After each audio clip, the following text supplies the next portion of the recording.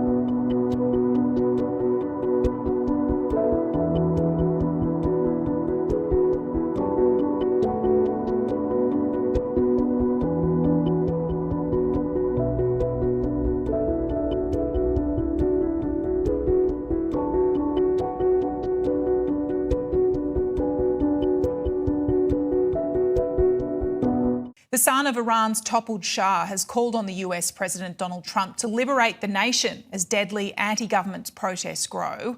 A US-based rights group now estimates more than 500 people have died in 2 weeks of demonstrations.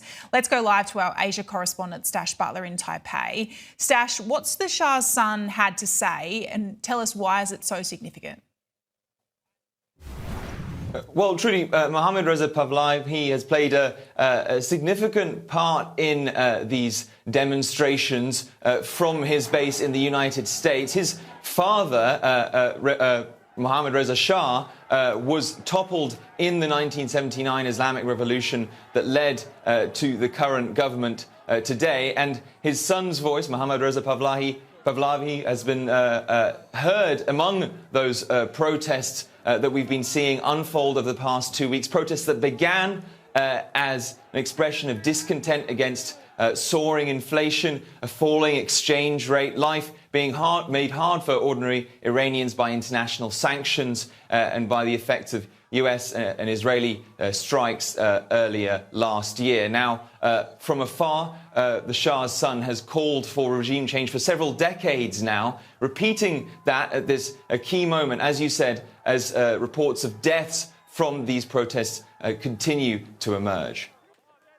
This is an opportunity to help a nation that starves for liberty, that starts to be rejoined with the free world, and to have the same relationship that we had with America before this revolution occurred, to liberate ourselves and come back to the fold and contribute to world peace and stability, regionally and beyond. Now, Mohammad Reza Pahlavi has also addressed an appeal directly to the US president, who has warned that he will hit Iran very hard if deaths of protesters continue. Your words of solidarity with the Iranian people and your administration has had tremendous positive effect. Let's hope that we can permanently seal this legacy by liberating Iran so that we and you can make Iran great again. Let's partner on this and have a better future for our countries and for our people.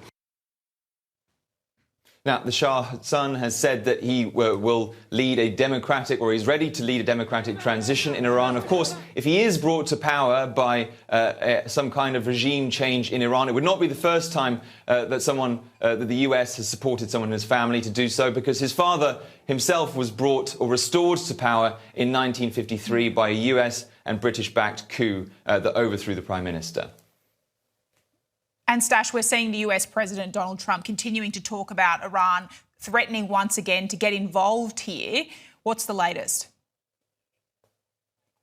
That's right, Trudy. So just in the past a couple of days or so, Donald Trump has taken to his favourite platform, Truth Social, again, writing recently that Iran is looking at freedom like never before and that the USA stands ready to help. Now, it's unclear exactly what form that help could take, whether it means further sanctions, whether it means something a lot more direct, something like the US strikes that we saw last year. But in the meantime, protests in solidarity with Iranian people have sprung up around Western countries led by the Iranian diaspora in those countries, most notably, or among the notable protests in the UK, the Iranian flag torn down from the front of the Iranian embassy and replaced with another pre-Islamic Republic flag. Now, the UN chief Guterres has said that he's shocked by reports of deaths from protests, but Iran has blamed the US and Israel for fomenting the unrest that we've seen there and warned that it will retaliate against any US attack. Asia correspondent Stash Butler, thank you.